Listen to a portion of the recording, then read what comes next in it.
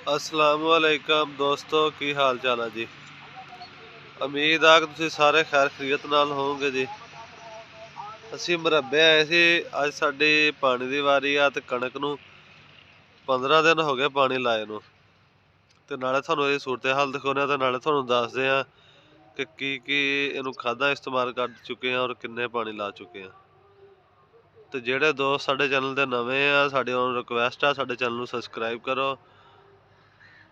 ਤੁਹਾਨੂੰ ਮਜ਼ੀਦ ਇਸ ਤਰ੍ਹਾਂ ਦੀਆਂ ਵੀਡੀਓ ਸਾਡੇ ਚੈਨਲ ਤੇ ਮਿਲਦੀਆਂ ਰਹਿਣਗੀਆਂ।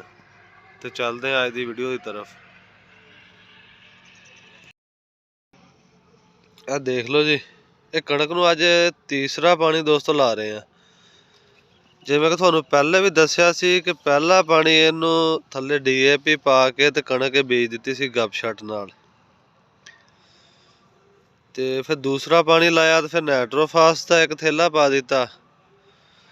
ਫਿਰ ਉਹ ਵੱਤਰ ਆਈ ਤੇ ਨਾਲੇ ਤੇ ਇਹਨੂੰ ਥੋੜੀ ਜਿਹੀ ਖਾਦ ਪਾਤੀ, ਯੂਰੀਆ ਅੱਧਾ ਕੁ ਥੈਲਾ, ਤੇ ਨਾਲੇ ਇਹਨੂੰ ਗੰਦ ਵਾਲੀ ਸਪਰੇਅ ਕਰ ਦਿੱਤੀ, ਘਾਹ ਵਾਲੀ। ਤੇ ਅੱਜ ਇਹਨੂੰ 15 ਦਿਨਾਂ ਬਾਅਦ ਤੀਸਰਾ ਪਾਣੀ ਲੱਗ ਰਿਹਾ। ਆ ਦੇਖ ਲਓ, ਆ ਪਾਣੀ ਜਾ ਰਿਹਾ। ਸੁਬਾਹ ਦਾ ਟਾਈਮ ਆ, ਇੱਥੋਂ ਦੀ ਮੈਂ ਗੁਜ਼ਰ ਕੇ ਆਇਆ ਤਾਂ ਰੇਲ ਹਰਿਆਈ ਨਜ਼ਰ ਆ ਰਹੀ, ਬਾਕੀ ਤੁਹਾਨੂੰ ਸ਼ਬਨਮ ਨਜ਼ਰ ਆ ਰਹੀ ਹੋਣੀ ਆ ਗੰਦਮ ਦੇ ਉੱਪਰ। ਇਹ ਚੈੱਕ ਕਰ ਲਓ ਮਾਸ਼ਾਅੱਲਾ ਵਿਊ। ਸੁਬਾਹ ਦਾ ਟਾਈਮ ਆ, ਸੂਰਜ ਨਿਕਲ ਰਿਹਾ ਜੀ।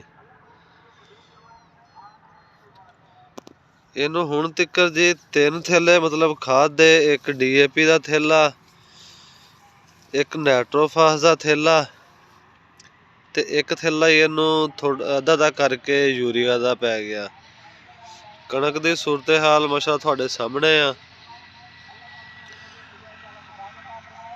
कणक नूं पानी भी कोशिश करो कि पूरा जिहा लाओ, पानी ज़्यादा ना लाओ। और ज़्यादा पानी लाओगे तो ये पीली जी हो जाती है और जिहड़ी कोई नीवी जगह होई उत्थों बह जाएगी, जिथे जमीन पानी नहीं पींदी उत्थे उहदा रंग चेंज हो जाएगा। ये खास ख्याल रखना चाहिए गंदम का।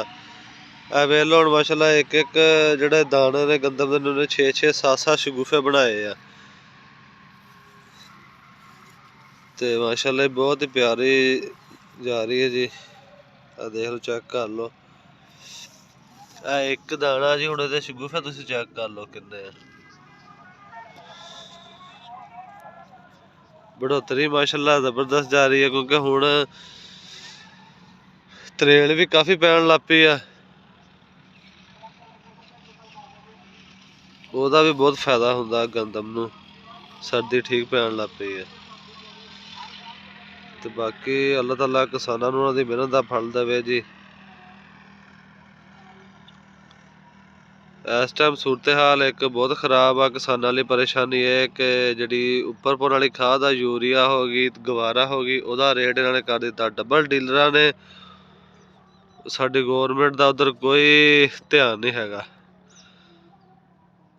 ਤੇ ਜਿਹੜੀਆਂ ਨੀਚੇ ਪਾਉਣ ਵਾਲੀਆਂ ਉਹ ਖਾਦਾਂ ਸਸਤੀਆਂ ਹੋ ਗਈਆਂ। ਅੱਲਾਹ ਪਾਕ ਇਹਨਾਂ ਨੂੰ ਹਦਾਇਤ ਦੇਵੇ ਜੀ। ਇਹਦੇ ਨਾਲ ਹੀ ਸਾਨੂੰ ਦੋ ਜੀ ਇਜਾਜ਼ਤ। ਦੁਆਵਾਂ 'ਚ ਯਾਦ ਰੱਖਿਓ। ਅੱਲਾਹ ਹਾਫਿਜ਼।